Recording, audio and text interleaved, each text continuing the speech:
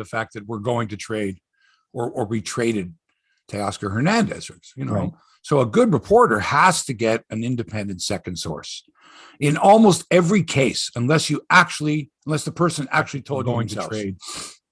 Right. Well, okay. As a reporter, listen. It depends, right? Like, if this source is somebody who absolutely would know that you absolutely trust, do you still need a second source? Yeah, that's the risk that you take. That's the risk, unless you spoke to the person, the actual person involved. Like, so you actually got the guy to say, yes, I've been traded to the, or whatever. You do a seance, or the manager who did the trading. Anyone beyond that, you've got to get another source. You just have to. It's not worth it for your reputation. It's just not. I don't have to even mention the names of people. Ask the people that have been burned.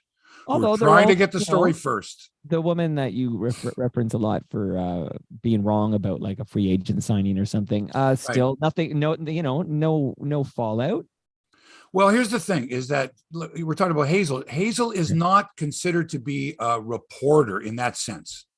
Ken Rosenthal is a reporter. He's got sources. He works the phones. He's been like that. He worked in the newspapers. Hazel is a presenter who on occasion becomes a reporter, not the on the field or in the locker room type of back and forth, right? That's not the same kind of reporting. Reporter asks the tough questions and a reporter follows up. A reporter, if they've got a story, if they've got good sources, is dependent, that people depend on that reporter for, the inside information. Hazel's role isn't like that. She works for the broadcast entity that the team owns, and she's not. Whereas Shai Davidi is a reporter, even though he may favor the Jays because they help butter his bread. He's a good reporter. He doesn't go. He's not the type. He's not the type that's going to say, confirmed. Blah blah blah. This is the deal. Jays have traded Teoscar. He'll do the necessary things to do, not to talk to one person who says, I've got knowledge. I'm just here to tell you. That's the story. A good reporter says, can I go with this story? Can I go with the story? And the guy goes, you can go. I said, who else can I talk to that can confirm this story?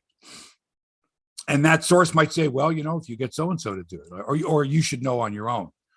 Okay, I got one source. I need someone to corroborate. Corroboration. Then you've got the story. Then it's airtight. Right. You've got two separate independent sources that tell you the same thing, that this guy's going to be traded. That's good. I like that. Good point. Now I need you, Mr. Hebsy, to retweet the tweet because I understand as of this moment, 8:56 a.m. Eastern on Friday, November 18th, that Twitter is still functional. All right, good. Good to know. Which is good because it lets you tweet this link. All right, I'm going to tweet it right now. You keep the... And I will let the listenership know, especially the Hebsy fans. The good listenership. The good listenership, right. What is it? Scruff Connors would say the listenership on Q107. Anyway, shout out to... TJ Connors is back on the air and hits, but he's doing it from Winnipeg. So he's doing what from Winnipeg? He's doing a show that's being heard in the Niagara Peninsula from Winnipeg? Correct, yes. So, and when you hear that, you go, oh, man, that ruins it. Or just listen, because I've been listening to shows. I don't know where the host, I don't know where it's originated from. I don't care. Well, Howard Stern, we listened to, most of us listened for a bit here and there, and we knew it was coming out of New York, and we didn't, it might be on a Q107, but I don't know if we cared. But I will say this, that I don't listen to a lot of terrestrial radio, Mr. Hebsy, but this voice tracking thing is so commonplace everywhere. It's almost rare to find like a live and local show now. Okay, so we're driving back from Elliott Lake a couple weekends ago, right?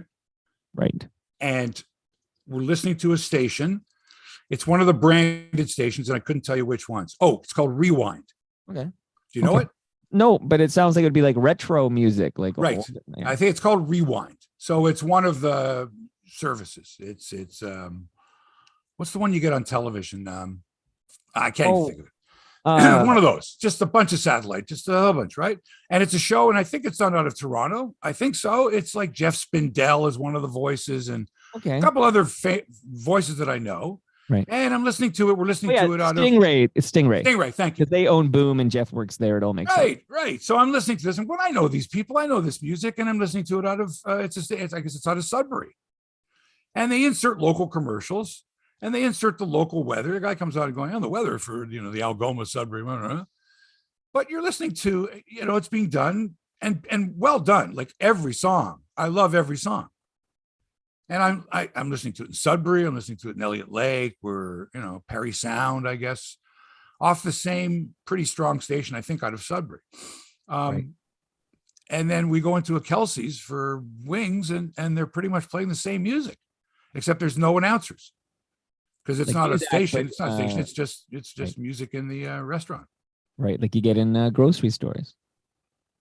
Oh no, this is better than grocery store. You find me a grocery store that plays music like this, I'll go there all the time. Okay, but I will say when I worked at a grocery store, you would hear the odd like Smashing Pumpkins covering Landslide or something. Like you get these like little nuggets in the mix, but yeah. But a lot of Guess Who, Undone, Come Undone, and all that. But yeah. Come Undone. You play a lot of music, other people's music. So you've really become very worldly when it comes to not necessarily the appreciation of music, but just your knowledge now because of your guests and that's true. Stories behind certain. I'm like musicians. A sponge, and I'm the same way. I'll listen and I'll go, I've never heard of this person before. Boy, who's this person that they're talking about? And I want to go and listen to more of their music. Now, remember, Hebsy, with the new process, I'm going to record all this, and the theme and everything's going to sound pristine for the podcast. So if there's any issues on the live stream, people should know it's just a nature of the Zoom live stream. But everything will sound beautiful in the Hebsy on Sports podcast feed. Yeah. Well, have we explained this to people? Do we explain to people that when they're listening, they may notice that the quality is much better because we're not using the Zoom feed? The thing is, we're only talking to the live stream people, so I feel like, does anyone listen to both? I don't think so. Like if you go live to YouTube, are you still going to listen to the podcast later? Maybe. Do you ever listen to your podcast? Yeah, I listen back a lot. Like if I want to hear, like if it felt weird in the room and I want to hear to critique yourself. Yeah, to critique, like was it like, would I like it if I had nothing to do with this show? Like I do a lot. Like, am I doing too many ums? Am I interrupting this guest? Is this guest like, if the level's right? Like I listen quite a bit. Yeah. Do you ever laugh at yourself? Like burst out, like laugh, like involuntary. No. You hear something on your show. No. You hear something, either you said it or whatever, and you just laugh out loud. Sure, there's been moments where, like funny moments where I'll laugh out loud. Yeah, and you're thinking, man, if I laughed and the audience laughed, that was a good bit. All right, one for Absolutely. Me. Yeah, it's fun. All right, let's get this show on the road. Okay. You can give me the visual cue. Well, you're going to hear your theme song. Oh, that's right. That's right. We have no sponsor. This is 2 weeks in a row. We're gonna fix that, right? Next week we got a show. The week after, no show. December the 2nd, I think it is. Because I'm going to be away. I'm going to be away, and I'm not going to be wanting to do the show. I'll be in serious vacation mode. Okay, well then I am going to the 2nd. I'm going to delete that from the calendar because that is the only way. I would have told you eventually, but I'm telling you now. All right, no show on the 2nd. Okay. All right. Are you ready to rock? Yes, you are. Here we go.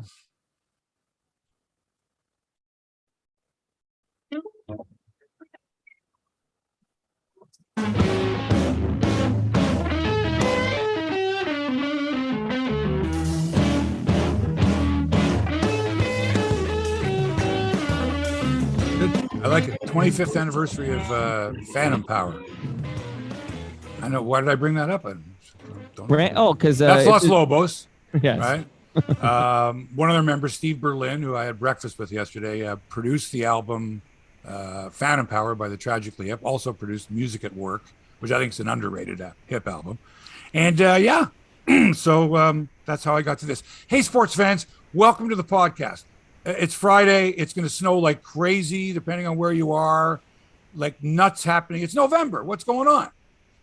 It's Hebsy on Sports, episode 310. Mark Hebscher along with Toronto Mike. Today's show features Teoscar Hernandez. Remember him? God, I loved him. That smile. Wasn't always crazy about the sunflower seeds over their head, but hey, he's gone. Out of here. How do you feel about the deal? I'm sad. I'm angry. I'm confused. Dazed and confused. I'll tell you this. If the Mariners have a better record than the Jays, or beat the Jays out for a playoff spot, or beat them at all, and Teoscar has anything to do with it, I'm going to be like, shouldn't have done that. Shouldn't have done that. So we'll get into that. Snowmageddon has forced the Buffalo Bills to move their home date to Detroit on Sunday. And you're going, what? Yeah, it happened like back in 2014. Same thing. A huge snowstorm was coming. They have ways to predict these things, and they're pretty accurate, right? They're pretty accurate. Within days, they're pretty accurate. So years ago, they got snowed out. They said, all right, everybody go to Detroit. Ford Field is covered, right? And the Bills won. So this week, they're going to play twice in 5 days in Detroit. Sunday's game in Detroit against Cleveland. And then next Thursday, Thanksgiving, the Bills play the Lions. I wonder if they're going to have to switch dressing rooms, or they're just going to say, okay, Buffalo, you got this dressing room for the next week. You guys have it for the next week. The visitors' dressing room. Anyway, where was I here? There's another football game with snow, apparently, a Grey Cup on Sunday. Anybody going to a Grey Cup party? I didn't think so. Who should win the Northern Star Award as Canada's top athlete this year? It's not the award anymore. It's the Northern Star Award. All right. And that's not the name of an Indigenous person, as far as I know. It's just, not that creative, or not that, I don't know, Northern Star Award. Isn't that their sports betting consortium? What are they called? Yeah, something like, I don't know. Anyway, too close for comfort. Yeah, I don't know. Okay, I don't know. It was a Toronto Star reader that came up with that one. Woo! Right. We'll go over the candidates for the Northern Star Award. At least it's not called the Award anymore. Hey, we got the World Cup coming up. Starts TSN's all over it. All over it. We got the Leafs. We got the Raptors. We got tennis. We got baseball free agency, and the new sport of power slap. Mike, power slap. That's not a Will Smith thing, is it? It's a UFC spinoff, but it's it's like, did you ever used to watch Jackass?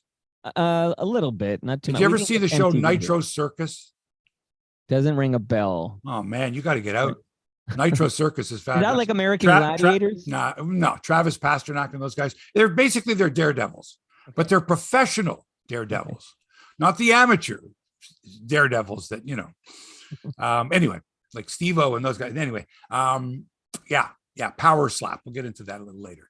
All right. So, I'm sorry. I said hello to you, and I wanted to get into this Teoscar thing, but I know that.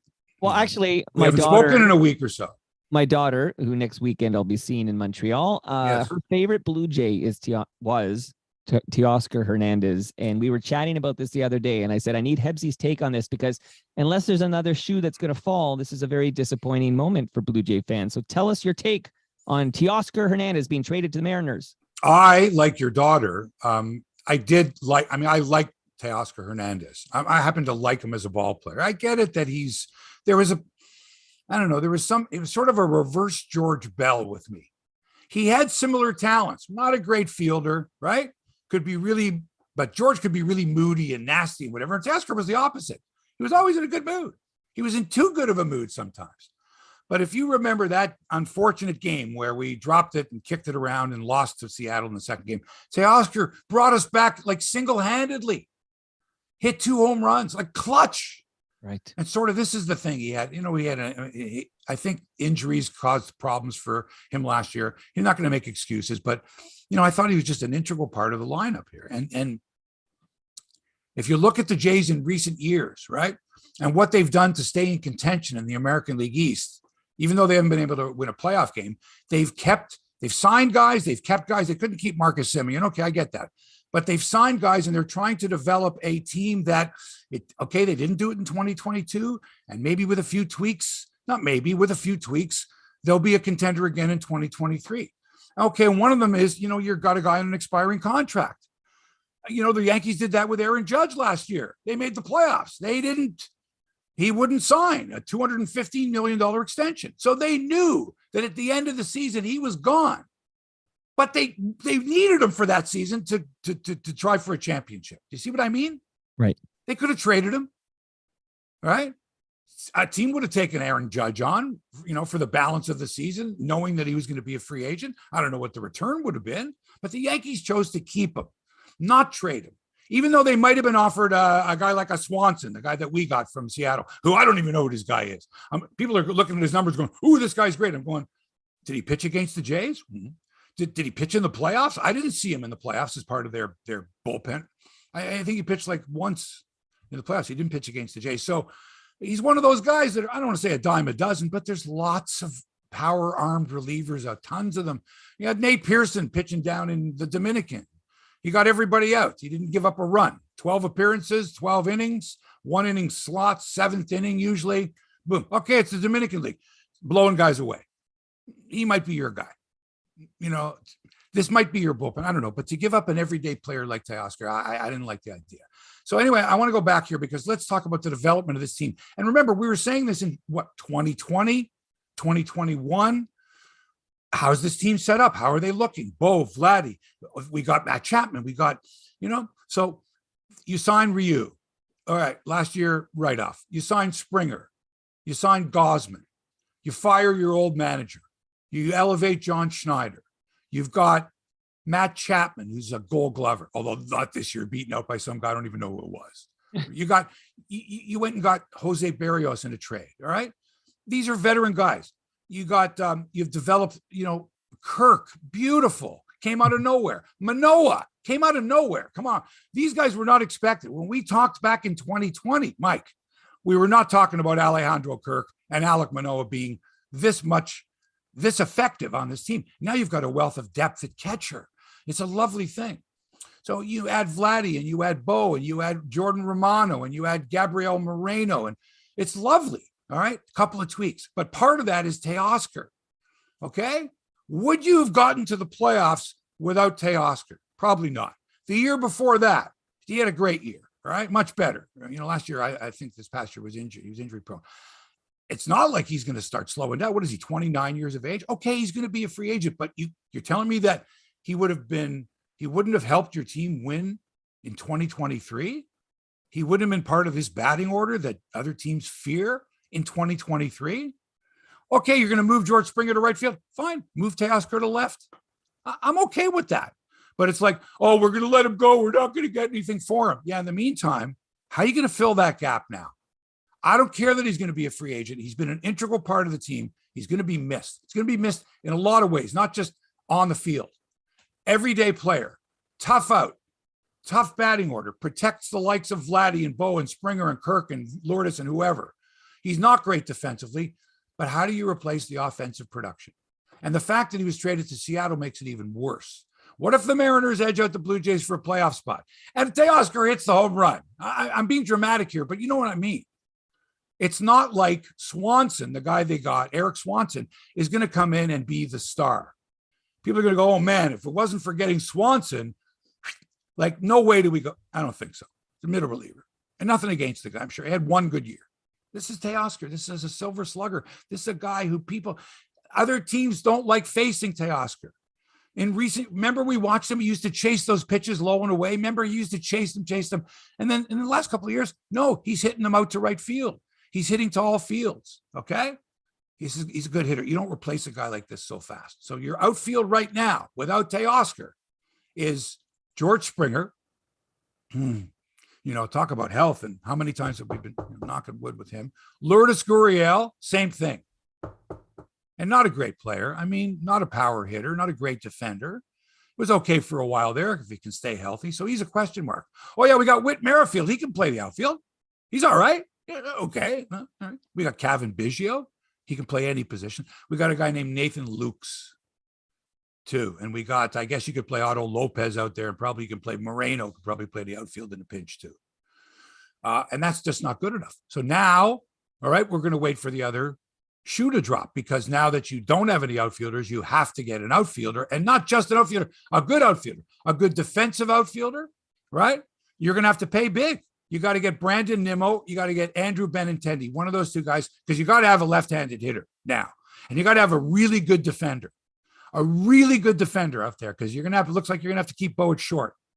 I don't see them going after a shortstop now, because you still need starting pitching. My suggestion is one of those two, for sure, Brandon Nimmo, who is lifetime in Major League Baseball, statistically is one of the top 10 outfielders in the history of the game defensively. Wow. And number one among all active outfielders, Brandon Nimmo, number one defensively. Okay. And not a bad hitter, not a big power hitter, 15 to 20 homers, maybe. hits for average, gets on base. The dude gets on base. And this is what you have to have. You've got to have defense up the middle. Now you got one of your catchers, at least one of your catchers available for a trade. And you're either going to sign a couple of free agents or you're going to sign a free agent and then you're going to make a trade for a key guy. And you're going to go out there next year. And maybe your locker room isn't going to be as loose with Teoscar. I don't know. Maybe all that sunflower seed stuff and Gatorade drinking, maybe management went, maybe we need to change the culture a bit. I hope not. There were times where I was annoyed by it, but as long as you can win. Was it a distract? Did it prevent them from winning? Did they not pay enough attention out there? And maybe Teoscar was the ringleader or influential? Now, it's possible. It's totally possible. Yeah. As you can imagine, Hebsy, there's a lot of Teoscar chatter on your YouTube channel right now. People can watch us live every Friday at 9 a.m. Eastern. I just want to shout out, there's a bunch of interesting comments, but Peter DeMarco points out that the Jays are getting the shutdown reliever, I'm quoting him, the shutdown reliever and left-handed bat that everybody was demanding. So what shutdown reliever is that? Which one was that? Who's the shutdown reliever? We've got our shutdown reliever, and that's okay, but we agree our relief core was not good enough to contend for the World Series last But to think that this guy's going to come in and make that big of a difference as a seventh inning guy, I don't know, really? Versus an everyday player. Like the other team is going to go, uh-oh, here comes Swanson. We're dead now. I don't think so. Everyday player, Teoscar. Okay, well, who's coming up? We got Bo, Vladdy, Teoscar. What about people say, we're going to pitch around Vladdy to get to Teoscar? I don't think so. Right. You want to buy low, sell high, right? Perhaps this. No. You want to keep a core together and you want to add pieces to that core. If Teoscar wasn't part of that core, right? If he was, did they not make the playoffs kind of sort of last year or last year for sure? The year before that, didn't they kind of sort of was he not part of that? Like part of that batting order that they were developing when they added Springer now? And to me, was that not a feared batting order? Okay, who are you going to replace him with now? That's all I'm saying. So I'm not saying, look, they should have waited, signed the free agent first, and then say, okay, now Teoscar is expendable. That might have made it a little more palpable, let's say. All right, we've already got Nimmo. Let's say we signed Nimmo as a free agent. Okay, we've got too much now. But you still would have been talking with teams who were interested in Teoscar, right? And maybe his value might have gone up. We have to assume this is one of those things you can't judge this trade today because at this point the Jays are not as good as they were. No, you can't judge a trade, but you can judge the fact that you took a guy out who could have been a big help to your team in 2023, right? And you basically said, we got a guy now we have 3 years of control. Well, I don't give a fuck what's going to happen in 2026 with this guy or 2025. I'm talking now. We got our taste last year. Right. Well, so not having Teoscar, if you don't win a World Series and you go at the end, you go, could we have that trade back? If we had Teoscar in our order and would we have, and that you're right. That's something you figure out down the road. I don't like it because I think Teoscar was a popular guy. And I think that just because it was his, he was going to be a free agent. This was his final year of the contract. Doesn't mean that you can't, play him. So what? So you lose him. So what? What did it cost you to get him in the first place? Come on. So what? But if he's a contributor and you go places in the playoffs, and then after that, it's like, okay, it was great having you, Teoscar, but at least you got us there. Kind of like, didn't we do that with Kawhi? Like, okay, Kawhi was a key guy, obviously. But what if we have a gap and we go, geez, we wish we had Teoscar? Well, we could have kept him. But then if we didn't have him, we wouldn't have had money to do him, and we wouldn't have been able to do this. And it's all a domino thing. I don't know. It happened kind of early, and it was a surprise. We'll see what lies ahead here. Maybe there'll be a move coming up, and we'll come on and say, now it all makes sense. Well, the other thing is we have to sort of hope that, Teoscar has a bad year, and everybody goes, good move to get rid of Teoscar. Right. Stuff like that. And I don't like stuff. I don't like stuff like that. Anyway, all right. So we'll see. We'll see. It's going to be an interesting offseason. Always is with the Jays. Has been for the last number of years, right? Oh yeah, we can no longer complain that they don't loosen the purse strings and go after some big money free agents. Loosen the purse strings. The purse strings, yeah. All right. The aforementioned Aaron Judge, the free agent.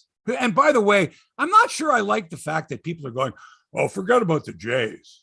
Like, don't even think about it. Like, impossible that the Jays would be interested in Aaron Judge. I'm like, well, why? Like if someone went to Ross, if what's his name, Brian Cashman called Ross Atkins, said, are you interested in, let's say last year, he was a free agent. And they said, are you interested? He's going to hit 62 home runs. Right? Like, what was his value last year? Even on an expiring contract, a Yankee breaking the record, the whole thing like that.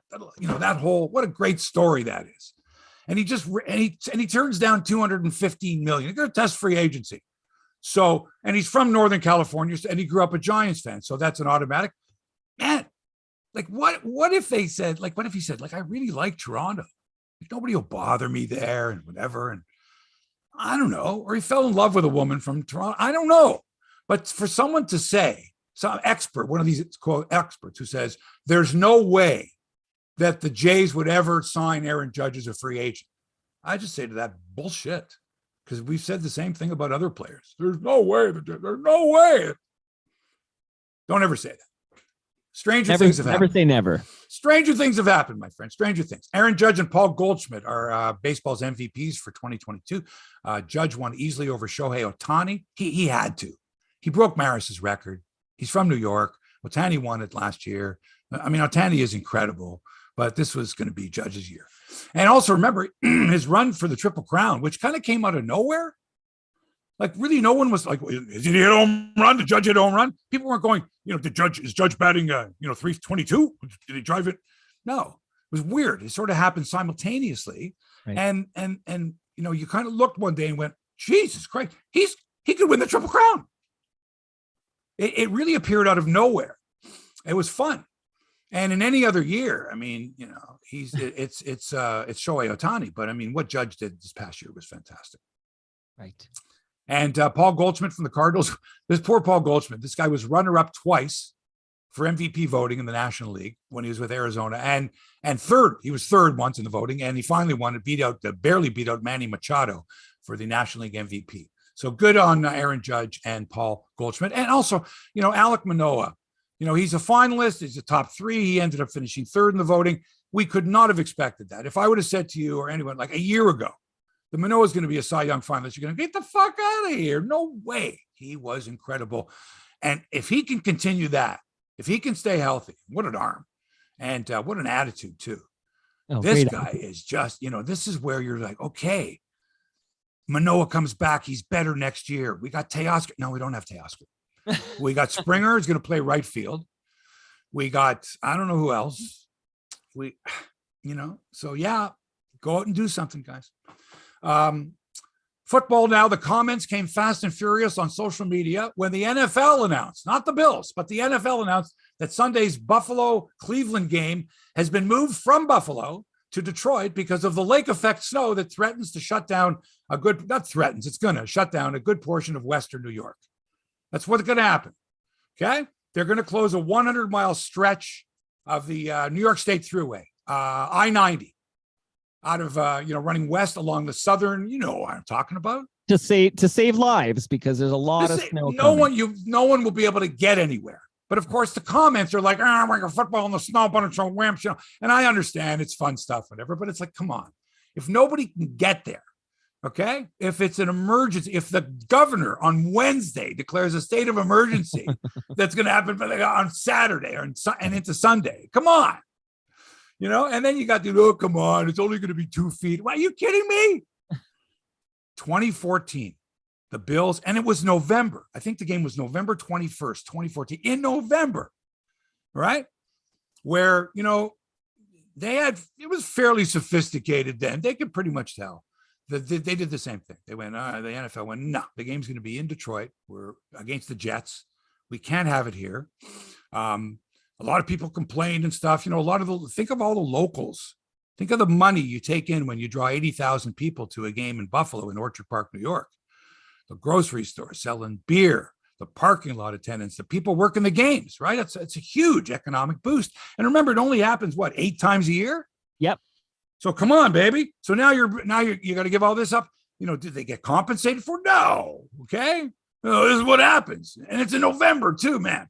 And then a couple of years after that, they did play in a wicked, wicked blizzard, but I don't think that kind of came upon them quite quickly, I do believe. It wasn't like they could plan in advance that it was going to happen like right at game time. But anyway, so here's the deal. So now the game's in Detroit at Ford Field. So I'm looking, and I have a buddy of mine in St. Catharines, and he's a season ticket holder, right? So he's going to the game in Detroit. He's just going to take the 401. And it's going to take him about 3.5 hours, he says. Okay. To get from where he is to Ford Field in Detroit. 3.5 hours. He's still got to go across a border. He's going to the game. I'm wondering now, people from Buffalo, fans are like, oh, geez, we can't go to the game in Buffalo, but we're definitely going to go to Detroit. Man, you're not going to go along. I mean, first of all, the roads will be closed. You're going to have to go into Canada, take the 401. You're going to save yourself a couple of hours at least anyway. It's only 4 hours. It's a little over 4 hours from Buffalo to Detroit through Ontario. If you go the other way, it's going to take you like 6 hours, and you're going to be in the thick of that storm if you can even get through there. So I just feel that there's going to be a lot of action at the border of people looking at a map going, hey, we just go to Ontario. We don't need to be vaccinated. We have to have our passports. We tell them we go to Taps Friendly Markets in Tonawanda. We go through Ontario to Brace. No toll road, nothing. Beautiful. And they speak English there. And the way I look at it is the weather on the south side, the lake effect, it's going to be Armageddon. And on the north side, it's your basic 401, through London. You might get a little, whatever. You take your chances. Well, we'll see, Hebsy. Pick your poison. Pick your poison. Yeah, I will just say, like, maybe when 60 centimeters is dumping down on you in that short span of time, maybe you just watch that game on TV. Like, right. You can't sit one out. But I want to shout out, you talked about, people on Twitter saying, it's snow, real men playing snow. Well, this is Twitter. Come on, man. Right. I want to shout him out because he's not just some rando on Twitter. Gene Velitis and you, I got my popcorn. I was watching you and Gene go back and forth because Gene was dropping the whole, like, how can you cancel football because of snow? I think he used the, what's the word we call young kittens? Pussycats? Yeah. Anyway. he called them a bunch of pussies, I think. Gene and I don't think Gene has sat. I'm not sure Gene. I mean, he may have. He spent some time in Winnipeg, but he might have sat through a Winnipeg Blue Bombers game, once in -40. Yeah, this is a guy who moved to California, wherever, Huntington Beach, forever. Now he's in BC. What does he know about 60 centimeters of snow? Oh my God, we should shout out the Jesse and Gene podcast because I work with those guys are nuts. Well, I was hoping Gene would be in the live chat. What's that? I was hoping he'd be in the live chat to kind of give it to me. Oh, it's only 6:25 in BC. Don't expect him to be. He gets up early. Okay. By the way, the Bills play the Lions in Detroit next Thursday on Thanksgiving. So it's sort of like it's perfect for the schedule because the NFL went, hey, they're going to be there anyway. Let's just send them to Detroit early. They'll play the game in Detroit as the home team against Cleveland. And then they'll play 4 days later on Thanksgiving Thursday at 12:30 in the afternoon, which is weird anyway, right? It's just a weird schedule. They knew that they're preparing for this anyway. Just send them there. They can practice indoors. They don't have to worry about the weather. Okay. And for you Buffalo Bills fans, were you going to go to Detroit anyway for that Thanksgiving game? Maybe. So you go a few days early, right? Maybe you come over to Windsor, you play in the casino, you have a little bit of fun. Hey, Hebsy, I haven't reviewed the notes and everything, but were you going to address that Bills loss on the weekend? Because I actually watched. I know. Well, I'm just saying, I was just saying, Bill, to be a Buffalo Bills fan, you got to be hardy. I mean, look at the punches you've taken. Look at the shots you've taken. But I just knew, even though near the end of the third quarter and them leading by 3 scores, I said, this isn't good. They should have put this game away a long time ago. That it had one of those bad feelings. Like you keep looking at the clock going, there's too much time left. There's too much time left.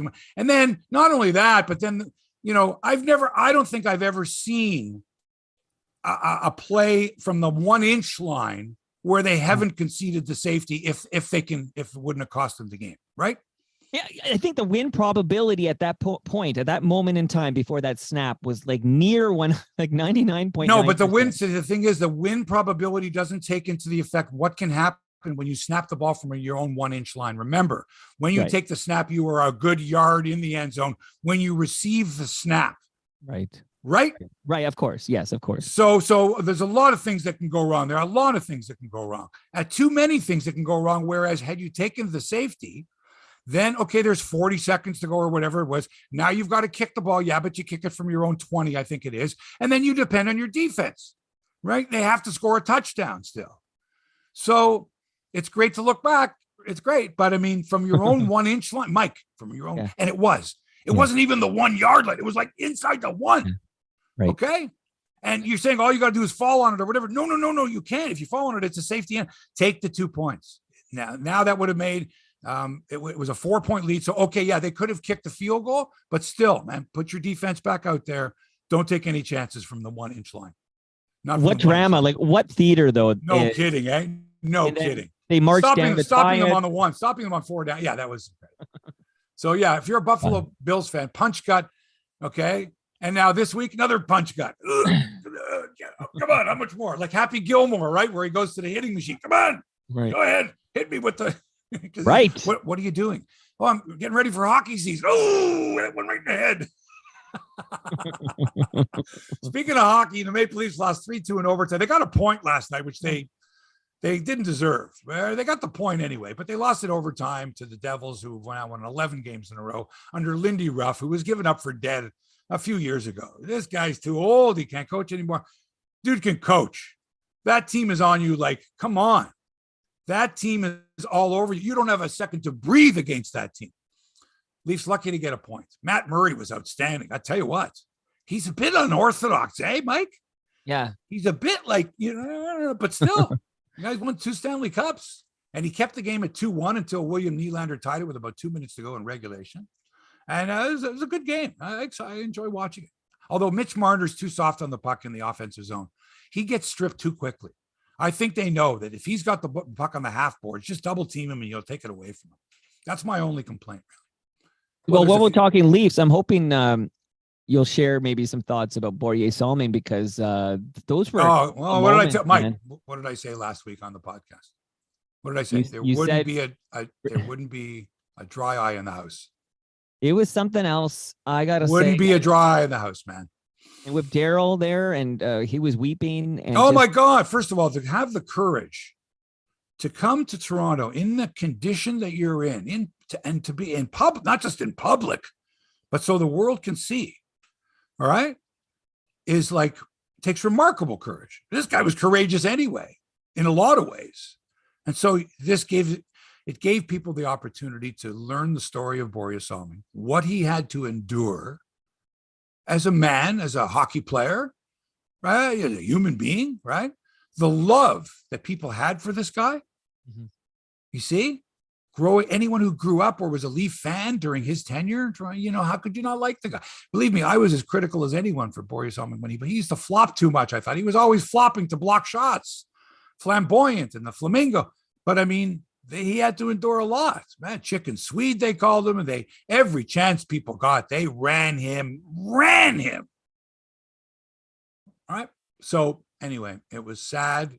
And at the same time, I was happy that people knew about Borje Salming, that they were educated about Borje Salming, that their fathers or uncles or big brothers or whatever grandparents said, this guy here was really something, was a real trailblazer, real pioneer, made Maple Leaf hockey in the 70s when him and Sittler and Lanny and all those guys and Paul Matier made it exciting hockey, which was, Montreal had the high flying Canadians, the flying Frenchmen. Toronto always had the plodding teams. And, that's why we appreciated the Davy Keons, the guys that had some elegance and some grace and, so yeah, man, Borje had that. He had that. So, I mean, I was weeping on Friday night. That's with when Daryl Sittler was there. And then they did the tribute video on the Saturday, and we had Borje and his family. And again, just, man, when you see him, it's just, wow. It was, like you said, not a dry eye in the house. Okay, that tribute video that they played, right? So that's an old video. That was from about 7 or 8 years ago. That maybe from the Hall of Fame induction. It was. No, it was from Legends Row, I do believe. Okay. I think Leafs TV put it together when Borje was in Legends Row. But anyway, Jim Ralph was the narrator for that, right? It was Ralphie. And that essentially the bones of it, most of it was done many years ago. It was sort of that, the ultimate Borgia tribute with, Right. the highlights and clips and stuff like that. And then they added, I think they added a few things to it before they presented it. They brought it up to date from, I guess it was 2014, the Legends Row one. Yeah. So they brought that up to date. And it was beautiful. But I remember when I first saw it, and Borgia was, in great spirits. 2014 Legends Row. That's when he came into town. Remember, that's when him and Sittler came out with the Borgia and Sittler masks on. Yes, the big. And then they revealed themselves. That was great. And we all said that he looked like he could still play. Like, get him back. Yeah. Oh yeah. Anyway, yeah, that was that was fantastic. And you know what? I was a bit worried that there would be some cringe.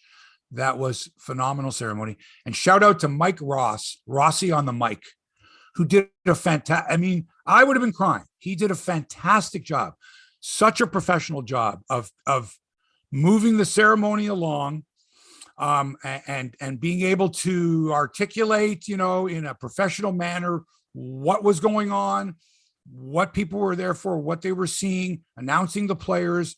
Like, it really, really well done. I would have lost it. I would not have been able to. I would have been too emotional. I would have been like weeping on the microphone, man. Good on him. That's a tough job. Yeah, he's good. He's good. He's good. Really good. Anyway, Leafs back in action Saturday night against the Buffalo Sabres, who will be happy to get out of Buffalo. I'm sure they've probably pretty much said, in fact, they're probably in town. I'm sure they are. It's Friday. The game's tomorrow. They're here now. They've gotten out of Buffalo. So let's get out of here. Let's get out. So they've got them Saturday, and then the Leafs host the Islanders Monday night. Then they get a return date with the Devils in Jersey on Wednesday. And I'd be remiss if I didn't point out how awesome all the Hall of Fame ceremonies were last week. Even though, some of the people, there's this discussion whether they're worthy or not, and Paul Henderson should be in, and sort of all that stuff.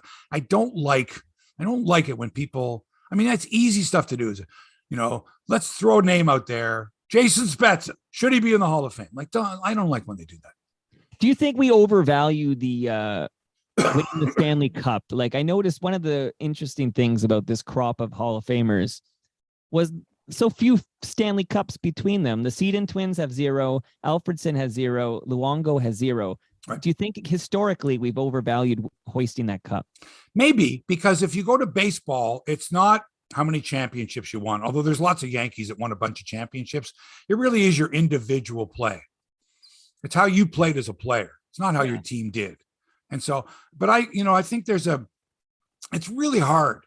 Nowadays, you're looking at metrics, you're kind of more going, okay, he didn't win any Stanley Cups and his numbers are pretty good, but he was a defenseman, or he was a defensive forward, right? And so it's hard. So, if you look at the Clark Gillieses of the world, he played on Stanley Cup champions, right? But he was also he was a different kind of a player. It wasn't all in the stats. He couldn't score all the goals. That was Bossy scoring those goals and Trottier scoring those goals, right?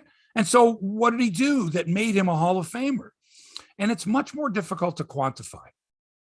So that's why someone like Scott Morrison is now on the Hall of Fame selection committee. There's a lot of things to go over before you just. Oh yeah, I saw that. Michael Farber aged out, I guess. Yeah. So that's important, because you're going to look and say, because people nowadays go, Grant Fuhrer, 351 goals against average, 888. Like, how is he in the Hall of Fame? And you kind of look and go, no, you can't do it that way. But then again, you look at certain guys and go, well, just because he hit 500 home runs, is he automatically in the Hall of Fame? The answer is like, well, yeah, it's just sort of a milestone thing. Oh, 3,000 hits, you're in the Hall of Fame. 300 wins, you're in the Hall of Fame. Do we have those in hockey? We kind of do, right? But we don't have them on the defensive side. Like, you have to be Bob Gainey to get in the Hall of Fame. So he won Selke trophies and Stanley Cups, right? That was a lock. But what if Bob Gainey never played for a Stanley Cup champion? Is he in the Hall of Fame? Right. That's hard. Clark Gillies is the best example. That is Clark Gillies, right? Is Phil Kessel a Hall of Famer? Here's the best one. Is Phil Kessel a Hall of Famer? See, without looking at his numbers, knowing that he played 1,000 consecutive games, so he's the quote unquote Iron Man who probably never got hit. Is that in of itself enough? Plus the number of, I guess, longevity. Okay. Is he a Hall of Famer? Phil Kessel. What do you think, Hebsy? No. Is Keith Yandel a Hall of Famer? Again, 900 and whatever games. I've never thought of Keith Yandel as a Hall of Famer. No. But if you look at who's in the Hall of Fame and go, well, if he's in, then he's got to be in. Well, let me ask you, go back to Clark for a minute. The late, great Clark Gillies, who I recently spoke to, Brian Trottier. We talked a great deal about because he lost Mike Bossy and Clark Gillies in the same year. It's terrible. Right.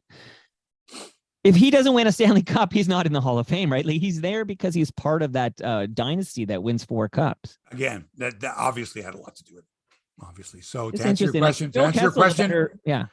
question, yeah, it's great to have championships, but as you pointed out, this year's recipients, no, they didn't have Stanley Cup. And if you go into the Baseball Hall of Fame, for example, or the Pro Football Hall of Fame, I don't think that's based on as much.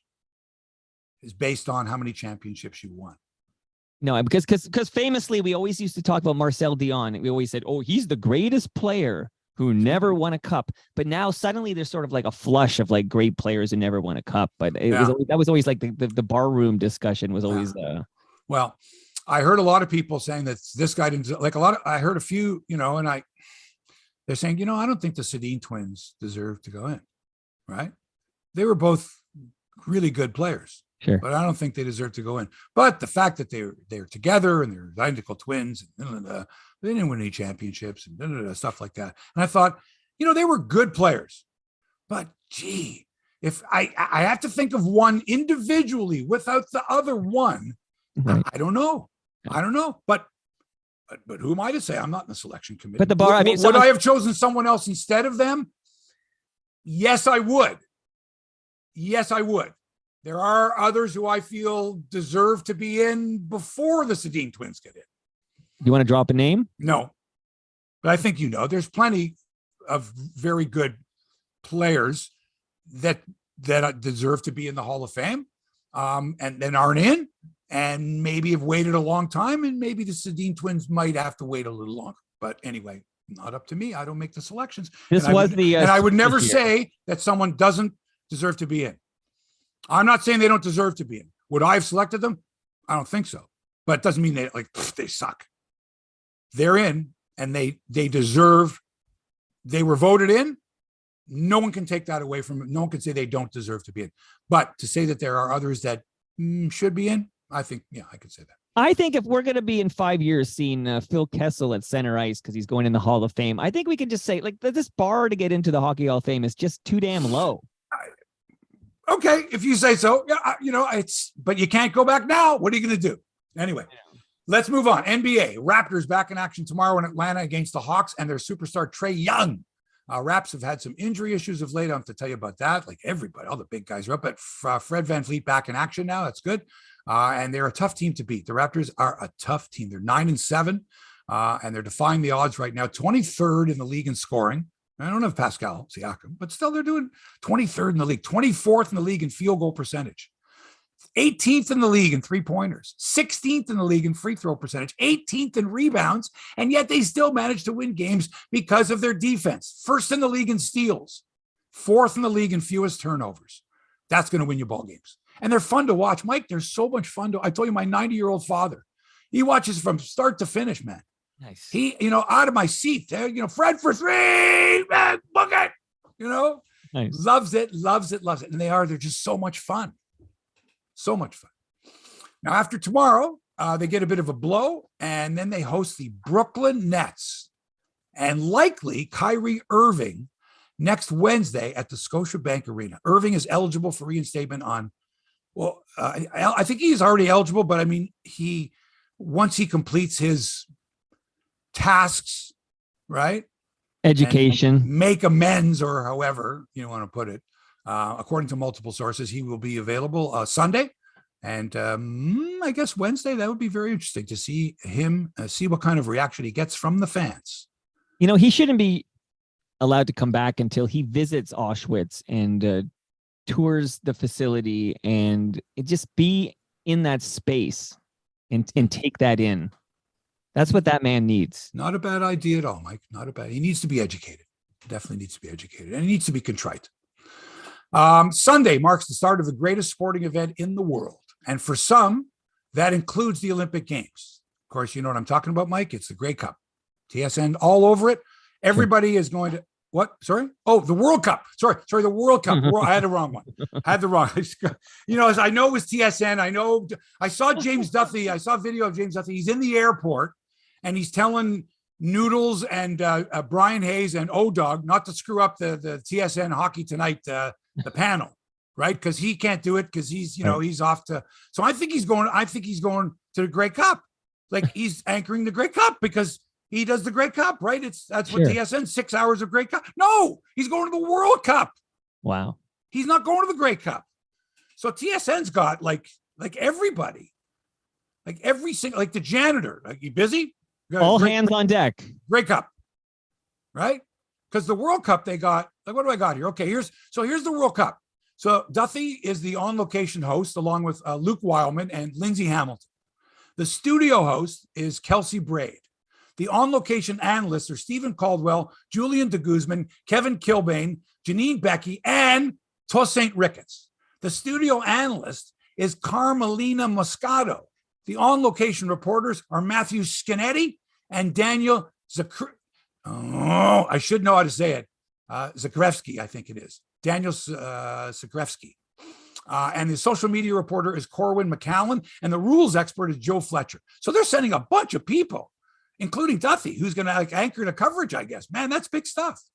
As far as the Grey Cup goes, I don't know because I'm not going to be watching. I know Dunnigan, and I know that Kate Burness and Milt Stiegel, and of course Rod Smith. I was going to say Rod Black. I was going to say Rod Black and Brian Williams, but no, I don't think Rod Smith. Rod Smith and Glenn Suter, right? I only know Rod Smith will call this a game. That's what I know. Yeah, and you don't care at all. I have not paid attention, Mike. I have not paid attention. I just haven't, and so I don't feel I feel only to tell the audience that I have not paid attention to the Canadian Football League. It's been a while. They did me in a long time ago. The whole league did, the whole vibe of it. When was the last time? Like, did you go to a single game at BMO Field this year? No. Okay. No. And will you be watching on Sunday? No, I won't. Wow. Yeah, there'll be lots going on with me, lots of other stuff going on, but I have not had an interest in it at all. Even though the Argos are in this game, you're still. It doesn't matter to me. It makes no difference. I'm sorry. I'm not sorry. Okay, I lost interest in the league. I lost interest in the league because it used to be that you could count on a player being on the same team for more than 2 years. That you'd establish some type of, I don't know. I don't even want to get into it now. Don't even want to get into it. By the way, Canada beat Japan 2-1 in a friendly yesterday. This is soccer, men's soccer.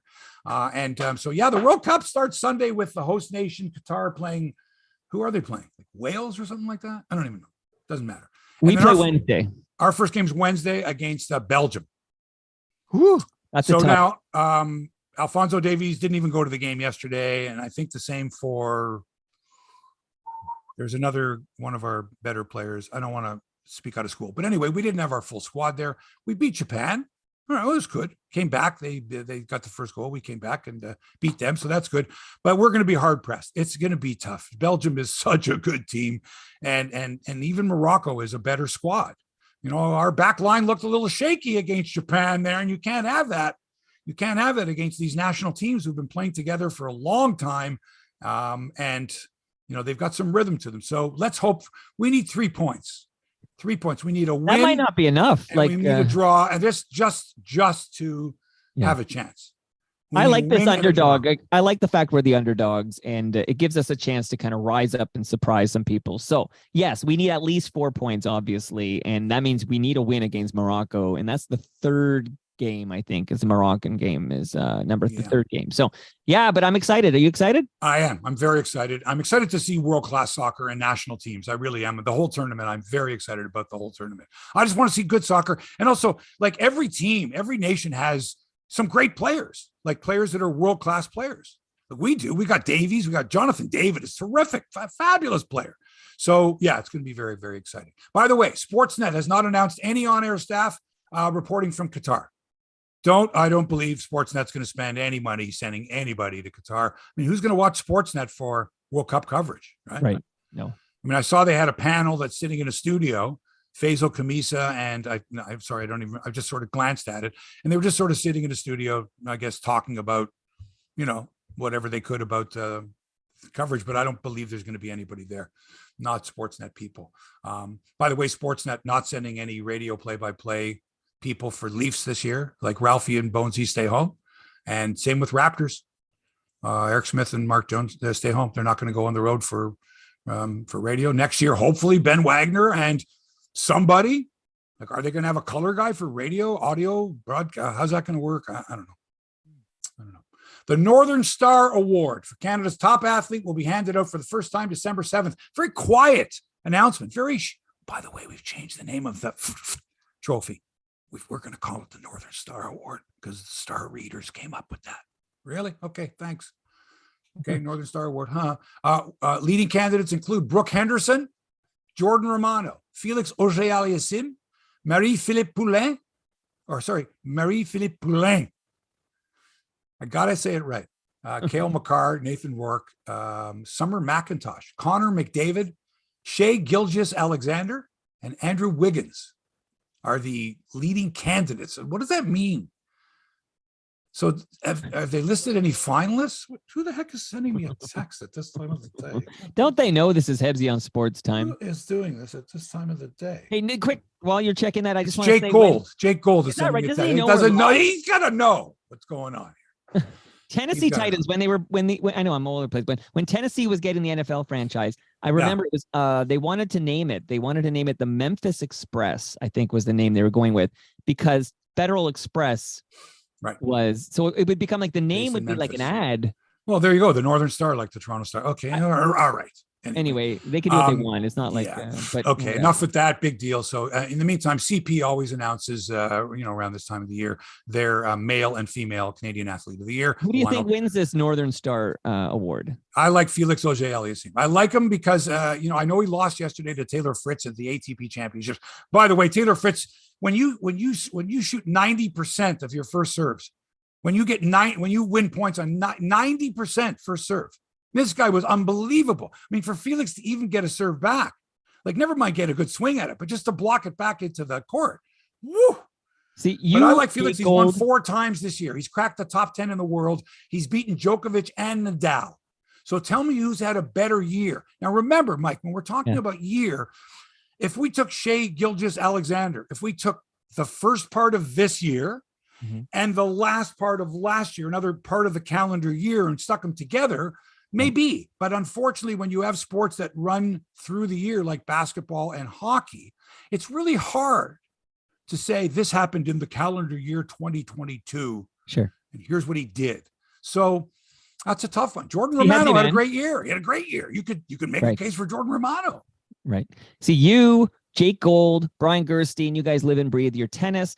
I don't think you can have a tennis player win this award if they did not make a Grand Slam final. That's bullshit. Who had a better year? Tell me who had a better year than Felix. Tell me who had a better year. I'm listening. I'm going to do some homework and bring you a name next Friday. Okay. Sounds good. All right. All right, Mike, this story here, this gets me. I don't follow UFC. I used to be a big boxing fan, not as much anymore. There's just so much sports out there. There's only so much time. And since I don't, cover it for a living, and it's like, okay, on tonight's Sportscast, here's what we're going to do. Sportsline. This is what if Sportsline existed today, I mean, there would be 70 line items. I mean it. You'd have to you wouldn't have time for stories like this. So here's the story. Ultimate Fighting Championship president, UFC Championship president, UFC president, Dana White shared early details about the recently announced Slap Fighting League. It's called Power Slap. I don't know if you've seen this before, Mike. Go to YouTube. It's called Power Slap. So what happens is two guys, I haven't seen women doing it. That would freak me out. Two guys standing across from each other, two competitors. They trade slaps across the face. One slap per round, 30 seconds to recover from the slap, which in many cases knocks the slappee out cold. Okay? You cannot defend. You must stand there. Arms that you can't put your arm up to block. You can't even move your face to side. You can't do it. It's wild. So Dana White says the league, which will be regulated by the Nevada State Athletic Commission, regulated, is set to launch early next year with an 8-episode series that'll air on TBS. Of course it will. It's going to include rules, rankings, and extensive medical testing. Its medical requirements and weight classes will be similar to those featured in mixed martial arts promotions. This is wild. Despite White's stated emphasis on safety, medical professionals are a little bit skeptical of anyone who suggests that they can make slap fighting safer. Quote, if you can't defend yourself, go ahead. Let me hear this quote. Quote, when it comes to the physical aspect of the martial arts, safety and defense are primary. By its virtue, slap boxing is an offensive sport. It's also offensive, but it's an offensive sport only. There is no defense, said Dr. Nitin Agarwal, a neurosurgeon at St. Louis University. Quote, you can't use your shoulder to protect you. You can't use your hands to protect. You can't even turn your head to soften the blow or control where the blow is going to be placed. So that is very worrisome. Now, Mike, when we're hearing this, Dana White said, oh, no, these guys are professionals. They know how to soften themselves, how to take the blow. They're professionals. They're experienced at this. I'm like, this is, but if you saw this, Mike, this is violent, but it's compelling. It's sort of like watching Fight Club, right? But there's no defense. So it's like in Rome. No, but you're Mike. What kind of a person does it take to stand there knowing that they're going to get smacked so hard? By the way, they all have to wear earplugs and they have to wear for their gums, mouth guards. Yeah. Right? That's to help with the concussion. Oh, yeah, for sure. So it's like, look, we don't want you to be concussed. So here you got these. Well, I was going to CTE, like with what we know about CTE, this sounds disgusting, Hebsy. It's going to be an 8-part series on TBS, man. And I hope my son doesn't participate. Well, that's what I'm saying. I'm saying, are you going to allow your kids to take part in something? It's like, you got to see go onto YouTube. Seriously, Mike, take a look. You'll last 20 seconds. Oh my God. Like this one guy, he gets knocked. The guy smacks him so hard that there's this delay. And then it's like a California redwood falling. Okay. This guy falls. And if there isn't and they all have attendants there, they have attendants behind them in case they get hit so hard that they get knocked out. So there's an attendant waiting. This guy goes down. He goes down and he takes the attendant down with him. He goes down so hard. He's a big guy too. And the attendant is waiting. And this guy knocks the attendant and both of them crash to the floor, right? Now this guy's got 30 seconds to get up, right? He's got 30 seconds to recover before he gets his slap. I'm laughing, but it's entertaining, but it's dangerous. I might have less than zero interest in that one, Hebsy, but having said that, look, you watch shows, Jackass. Look at these Buffalo Bills fans that started this, jumping off a roof, jumping down onto a table. Right. Think of this type of culture, right? What people will do. I see promos for this television show where these guys are stung by bugs, by huge, like massive bugs and lizards, and you know what I mean? Where they just put their arm out and they take the hits, right? Like it's like Fear Factor or any of these types of shows, but it's like, I don't know, man. It's like it's being marketed as a sport. Like if you like UFC, then why wouldn't you like this? Remember the days when they had like arm wrestling championships? Oh, that's exciting, right? That was man versus man or woman versus woman, right? Over the top, but you could defend. Right, you could fit. In this one, it would be like, okay, we're going to arm wrestle, but you can't show any resistance. But there's no head involved. Like to me, it's about the brain. What we know about CTE and concussions. Arm wrestle away, go nuts. So why wouldn't they do the same thing with like just your stomach, let's say, where I can kick you or punch you as hard as I can in the solar plexus or whatever, right? Not in the head. Like, why not just do it that way? Guy stands there and just goes like this. Go ahead, and the other guy just winds up and pounds him.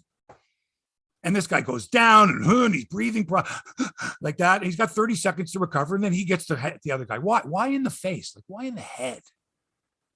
Crazy. Anyway, something to think about. I'm sorry, Mike. I'm thinking like the meeting that they had where Dana White says, wait a second, I've got an idea. You see, it was these guys probably here? After the Oscars when Chris Rock took one from Will Smith. He said, I have an idea. Yeah. But it's sort of like, you know how taboo cockfighting is, right? Or dog fighting, like they got Michael Vick, like just the cruelty. That's the word I'm thinking of. The cruelty, right? If they won't accept this cruelty to animals, cruelty, but it's okay, the cruelty to a human being. Right. Because it's consensual. Right. Right? It's like the dog has no say in it, right? The chicken has no say in it. Anyway, all right. We're out of time. That's it for episode 310 of Hebsy on Sports. Thanks so much to Toronto Mike, as always, for production and inspiration. Hit him up at Toronto Mike and listen to his outstanding podcast. And thanks to you for allowing us into your headspace. We're back with another episode next week. Until then, great talking to you. So long for now.